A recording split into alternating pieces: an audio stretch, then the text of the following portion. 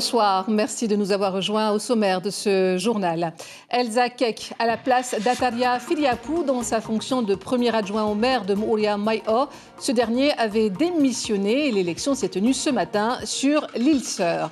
Comment raccrocher la jeunesse au système scolaire? À Papeete, un camp ado itinérant pour la remotiver a été dressé. Limiter l'accès aux réseaux sociaux pour favoriser les liens était inscrit à un programme ponctué de disciplines sportives.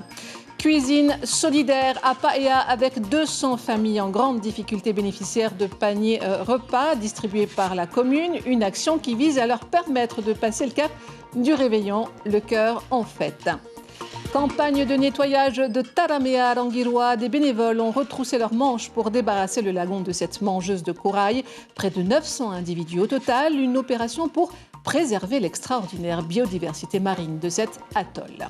Fin de saison pour le litchi. Après avoir inondé les étals de Teti avec près de 150 tonnes de fruits, l'or rouge de Toubouaï vit ces derniers jours.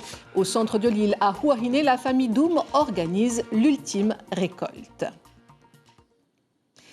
Elza Kek, élu premier adjoint de Moorea Maïo en remplacement d'Ataria Filiapou, démissionnaire. Un vote à huis clos qui illustre l'ambiance électrique qui règne au sein du conseil municipal de l'île Sœur depuis quelques mois. Retour sur cette élection avec Inacio Ravino et Marcel Bono. Fermé pour huis clos, c'est la consigne de ce conseil municipal. En cause, l'un des points à l'ordre du jour concernant le remplacement d'Ataria Filiapou au poste de premier adjoint au maire de Moorea Maïo. Une décision lourde à digérer pour l'ex-numéro 2 de la commune. Je viens de remettre à monsieur le maire ma démission du groupe Moorea Maïo To'ufenua au sein du conseil. Je me retire, je me mets au centre dans un nouveau groupe non inscrit pour l'instant, un groupe qui n'a pas de nom. J'aurai l'inspiration pendant les jours à venir pour pouvoir créer un autre groupe. C'est Elza Kek, retraitée des services de la santé et élue d'Afreaïtou, qui reprend le flambeau. La candidate de la majorité Moorea Maïo To'ufenua entend éviter tout conflit avec le premier magistrat. Tout s'est très bien passé. Hein? Il y a eu élection, il y a eu 3 candidats pour ce titre d'adjoint au maire, hein, premier maire. Et donc, j'ai été élue par la majorité. Voilà. Avec combien de voix, Tavana? Avec combien de voix 21 voix. 21 voix, pardon. Donc, ça veut dire qu'il y a certaines personnes de la majorité qui n'ont pas voté en votre faveur. Justement, ils ont proposé aussi leur candidature.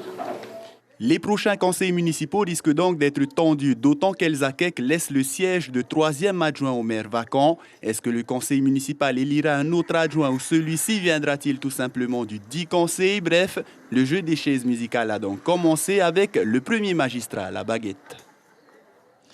Cascade de conflits sociaux avec d'abord le point sur la grève dans les hypermarchés Carrefour qui est maintenu.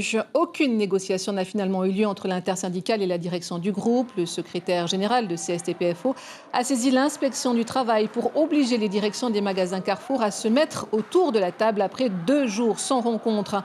Patrick Galnon indique que des préavis de grève seront déposés dans les autres enseignes du groupe Van, Champion et Easy Market. Atonia Inohor Ei, secrétaire général au Oedima, répond à Arihoe Tefafana. On est prêt à aller, s'ils veulent goûter la pression des syndicats, on va leur montrer ce que c'est. La différence entre eux et patrons, c'est eux qui sont enrichis. Ils se sont enrichis sur le dos des salariés. Donc c'est ça, cette reconnaissance-là. Ils reconnaissent tous les salariés comme ça? Non. S'ils sont là, riches aujourd'hui, c'est grâce aux salariés. Voilà, tout ce que je peux dire. Mais nous, on demande à rencontrer, à discuter, à faire avancer. Et dans le même temps, à Punaouia, c'est l'enseigne Marina Express qui traverse sa première crise. Le supermarché qui a changé de propriétaire il y a 2 ans n'a aucun rapport avec le groupe Van. Le syndicat Oedima a listé 34 revendications, parmi lesquelles le non-versement des primes. Maïli Teiri, la secrétaire générale, regrette que la direction n'ait pas tenu compte de leurs doléances ces dernières années. D'après la syndicaliste, il n'y a pas eu de discussion aujourd'hui. Et la ville de Papeete s'implique dans la lutte contre l'échec scolaire. Pour remobiliser des jeunes en situation de décrochage, elle organise un camp ado itinérant pour 40 adolescents pendant les vacances scolaires du 14 au 24 décembre 2020 à Papeete et du 25 au 31 décembre à Hitiautera. Le reportage de James O et Mirko Banfo. Ils sont âgés de 13 à 17 ans, sont originaires des quartiers de Tiperoui, Sainte-Amélie, La Mission, Mamao, Titioro et Taunoa. Sélectionnés par les services de la ville de Papeete, ils sont encadrés par des animateurs diplômés. Très bien, j'aime. C'est la deuxième fois que je fais et c'est toujours aussi top. On apprend des métiers. Après, on fait aussi du sport l'après-midi. Après, le soir, on fait des veillées pour genre bilan, ce qu'on a fait de la journée, on fait des activités. On a fait une kermesse, des jeux. Après, après, on a fait aussi des ateliers comme le FAPU. On fait du sport, des ateliers, les métiers comme un maçon, comme on fait le FAPU. Oui, c'est carrément bien. Qu'est-ce qu'on t'a appris? Plein de choses, comme le jiu-jitsu, la boxe, le va'a. Un programme chargé dont la priorité est donnée à la formation, aux actions civiques et de solidarité, au sport et à l'agriculture. La plupart de ces jeunes sont issus de familles défavorisées. Ça n'a pas été facile au début. Petit à petit, on voit qu'ils commencent à changer au niveau de leur comportement.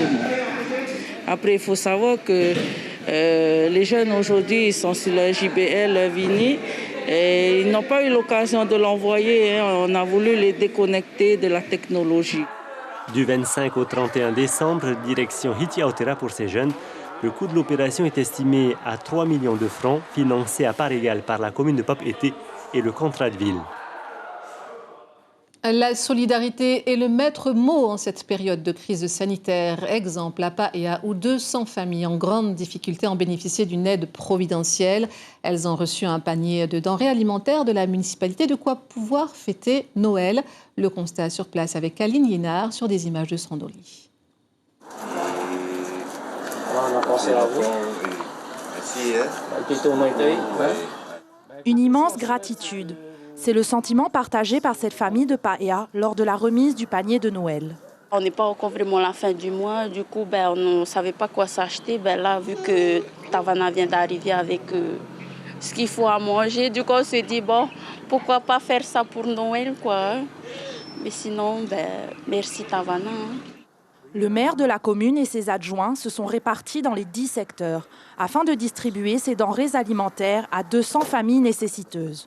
Proche de ses habitants, le premier magistrat connaît leur situation. Alors c'est une famille qui ont perdu leurs parents, donc ils sont orphelins aujourd'hui, les enfants, et puis sans revenus. Donc ils essayent de survivre comme ils peuvent, en cultivant la terre, comme vous voyez. Et puis nous sommes derrière pour les soutenir, les aider et à trouver un emploi et puis surtout à passer de merveilleuses fêtes. Une vingtaine de bénévoles présents pour la distribution dans les quartiers et une préparation qui a débuté aux aurores. À 4 h du matin, je n'étais pas là. Ce sont les personnes qui travaillent à la cuisine centrale qui ont tout préparé. Avec leur aide, on est arrivé à quelque chose et je les remercie beaucoup aussi. Les familles ont été sélectionnées sur la base de la liste établie par la cellule Solidarité de Paea. Mais pas seulement. La mairie de Paea a aussi sélectionné des familles qui ont été vraiment impactées par la crise sanitaire actuelle, c'est-à-dire des familles qui ont perdu leur travail ou sont en diminution de salaire. En lieu et place de la dinde, ce sera la traditionnelle salade russe accompagnée de son poulet qui sera servi pour le réveillon de Noël dans ces foyers de Paea. Arrêtons-nous un instant sur les chiffres de l'épidémie de coronavirus. Pour ces dernières 24 heures, la maladie a encore fait une victime contre des chiffres de contamination en baisse. 56 nouveaux cas actifs ont été détectés, ce qui porte à 16 466 le nombre de cas cumulés depuis le 13 mars. Le nombre d'hospitalisations en cours est de 62 de plus par rapport au mardi 22 décembre, dont toujours 23 en réanimation. Clap de fin pour le séminaire des perliculteurs organisé sur 2 jours à la présidence. L'événement a vu la participation d'une centaine de professionnels, tous unanimes pour relancer une filière à l'arrêt depuis la crise du coronavirus. Après 20 ans de stratégie de vente des représentants du pays et des professionnels du secteur, l'événement s'est achevé sur des propositions très concrètes, comme l'explique le vice-président Théari Alpha. On a parlé du gel des concessions. Donc ils sont tous d'accord de ne pas ouvrir les lagons tant qu'on est dans une situation de crise comme nous la connaissons. On a aussi évoqué le quota de production, mais le quota de commercialisation des pelles par hectare. Au lieu de produire pour produire et se retrouver avec des surproductions, ils ont défini, après discussion, après plusieurs mois de réflexion, un quota de 2500 pelles à l'hectare. Et c'est ce quota de commercialisation qui, espérons-le, va pour le court terme, va proposer une amélioration de la qualité des lots. Prenons la direction du plan d'eau de Rangiroa où le lagon a été débarrassé de ses épineuses étoiles de mer connues sous le nom de taramea, une mangeuse de corail qui perturbe l'écosystème lagonaire de l'atoll, comme vous allez le voir dans ce reportage signé Puneatoti et Belen Ferro. C'est dans le lagon de Tiputa que les 30 intervenants se sont mobilisés pour ramasser les étoiles de mer épineuses, les taramea. Depuis des années, jamais le nombre de spécimens observés n'avait été aussi important. Un vrai problème pour tout pêcheur, car leur prolifération nuit à l'écosystème des coraux. Si, parce qu'à la base, je suis pêcheur, donc ça nous concerne tous, vu que nous, on vit plutôt de la pêche, avec ces bestioles, les taramea, je ne sais pas comment dire en français, et qui détruisent les coraux, donc plus de coraux, plus de poissons, donc ça nous concerne tous, c'est pour ça que je suis là aujourd'hui. Au total, pas moins de 800 taramea ont été remontés en moins de 2 heures, une population de 5 individus par kilomètre carré. Et on imagine qu'on a remonté au moins 800 taramea, probablement plus parce qu'à la fin, avec les jeux de courant, ça a été difficile de compter. Et on est très content du bilan de ce qu'on a sorti. Sur une partie du récif, ça a été efficace, donc c'est à refaire. Cette initiative collective est née des habitants de l'île pour protéger et garder en état leur lagon. D'autres missions de ramassage de taramea sont prévues pour les mois à venir. Je t'aime mon île. Avec cette crise, jamais le litchi n'a connu autant de succès. Résultat, il était sur tous les étals, 150 tonnes au total à Tubuai. La saison touche à sa fin. Sur place, les habitants cueillent en ce moment les dernières grappes de cet or rouge à destination de Tahiti. Heidi Yenko et Corinne Tehetia ont rencontré la famille Doum qui a sur sa propriété les plus anciens pieds de l'île. Ce matin, c'est sur la plage de Tahueya qu'on retrouve Monette Doum. Ses fils ont passé plusieurs jours sur les motos à la pêche, mais elle les a rappelés dans la soirée pour qu'ils reviennent sur l'île principale. Bien que la glacière soit pleine, ce n'est pas le fruit de la pêche qui préoccupe aujourd'hui cette dame. Elle a besoin des pêcheurs, non pas pour les fruits de mer, mais pour des fruits qui se trouvent dans les terres, ici, au sommet de ces arbres, les plus anciens pieds de litchi de Tubuai. Je vais manger ma première laitue de la journée.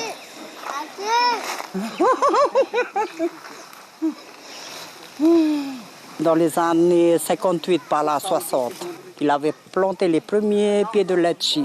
Enfin, je vais compter 3 pieds de litchi. Et puis c'est par là que ça a commencé.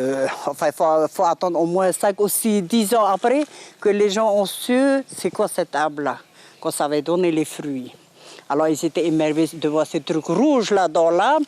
Comme le grand-père connaît bien le chef de l'équipe de service agriculture, c'est par là qu'ils ont fait un arrangement. C'est-à-dire pour faire les marcottes. Les litchis se trouvant en bout de branche, c'est avec beaucoup d'adresse et d'équilibre qu'il faut monter tout là-haut, à plus d'une quinzaine de mètres pour les atteindre. Le rituel est le même depuis des décennies. Les grimpeurs de la famille montent et coupent les branches qui portent les grappes de litchi arrivées à maturité. Ils remplissent des sacs avec les fruits ou descendent les branches directement au sol. Quand on joue après fait dans les pieds de litchi, dans les tombes litchi étant jeune, on joue après fait. Bon, on prend de l'arbre, maintenant voilà, voilà pourquoi j'ai un harnais, pour moi se sécuriser, mais voilà.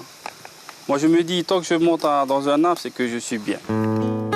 En une journée, la famille peut récolter près de 200 kilos de litchis si tout le monde participe. En bas, ce sont les femmes et les enfants en vacances qui cueillent un à un les fruits et remplissent des bacs ou des sacs en plastique. Chacun d'eux fait plus de 20 kilos. Il faudra ensuite les peser, les trier et les répartir dans des cartons plus petits, généralement entre 5 et 6 kilos pour ceux destinés au fret aérien. En 2019, année record, les Dômes avaient pu récolter près de 5 tonnes de litchis. En raison du temps pluvieux et des insectes, cette année, il y en aura moins. Et certains pieds ne produiront que vers janvier ou février.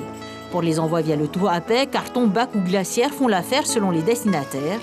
Il y a 25 ans, la production ne dépassait pas les 2 tonnes. Cette année, ce sont près de 50 tonnes de litchis qui ont été envoyées par fret aérien depuis Tupuai et près du double par le bateau. Un revenu non négligeable pour l'île en cette année de crise. La dernière récolte devrait quitter l'île cette semaine. Voilà pour l'actualité de ce 23 décembre dont nous retiendrons cette information. Elza Kek, élue première adjointe de Mooria Mai'o en remplacement d'Atalia Filiapu, démissionnaire.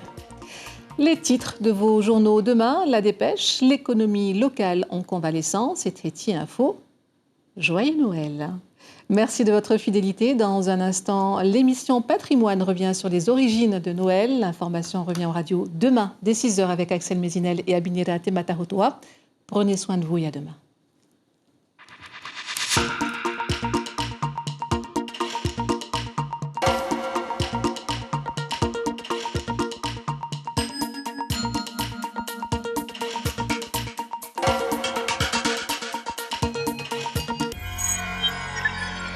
Retrouvez ce programme en replay sur notre site internet